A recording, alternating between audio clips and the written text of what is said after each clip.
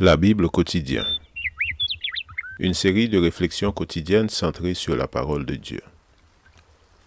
Que ce livre de la loi ne s'éloigne point de ta bouche. Médite-le jour et nuit, pour agir fidèlement selon tout ce qui y est écrit. Car c'est alors que tu auras du succès dans tes entreprises. C'est alors que tu réussiras. Josué chapitre 1, verset 8. Aujourd'hui, le 27 septembre, comprends-tu ce que tu lis? Philippe accourut et entendit l'Éthiopien qui lisait le prophète Ésaïe. Il lui dit, « Comprends-tu ce que tu lis ?» Acte 8, verset 30.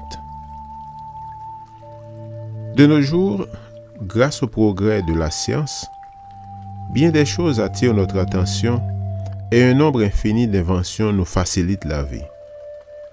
Cependant, tout le monde ne parvient pas à comprendre ces progrès et ces machines.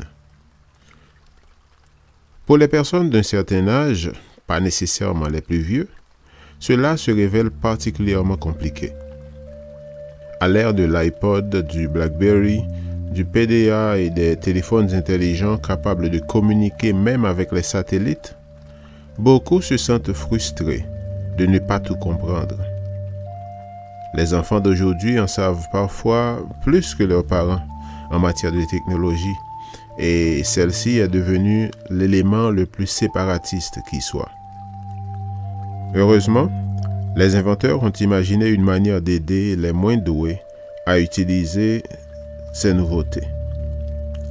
Pour chaque chose, il y a une clé, une explication, un manuel, un geste à faire pour être en mesure de comprendre ce qui n'est pas intuitif chez les personnes non averties. Il existe des mystères dans la vie chrétienne que nous serons incapables de comprendre, à moins d'étudier le manuel d'utilisation et de suivre scrupuleusement les indications qui y sont consignées. La Bible est ce qui, après Jésus-Christ et le Saint-Esprit, a une influence et une utilité majeure pour le chrétien. Il en est ainsi depuis 20 siècles. À toutes les époques, des millions de lecteurs du monde entier en ont bénéficié. Toutefois, hormis le fait que la Bible est le livre le plus lu parmi les chrétiens, elle est aussi le livre le moins bien utilisé, le moins bien interprété et le moins bien compris. Tout cela est dû, dans bien des cas, au fait qu'on appréhende ce livre sacré sans avoir recours à ce qui est à la disposition de tous pour éviter qu'ils ne se trompent. Sans l'Esprit Saint, la Bible sera toujours le livre le moins bien interprété et compris. Le Saint-Esprit se tient à notre entière disposition, à condition que nous soyons disposés à faire appel à lui. Par conséquent, la prière devient l'habitude chrétienne la plus importante pour comprendre la Bible. La question de Philippe à l'eunuque sur sa compréhension de sa lecture ne veut pas dire que nous avons tous besoin d'un Philippe pour nous expliquer les points les plus complexes. En revanche, nous avons tous besoin de la prière et des directives du Saint-Esprit pour comprendre les Écritures.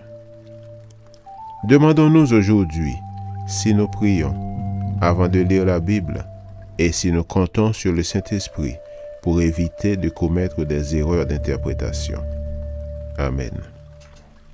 Lecture de la Bible pour aujourd'hui dans l'Ancien Testament, Ésaïe chapitre 3 à 5, et dans le Nouveau Testament, Actes 7 et 8. Merci d'avoir écouté. Je vous souhaite de passer une excellente journée avec Jésus. À la prochaine!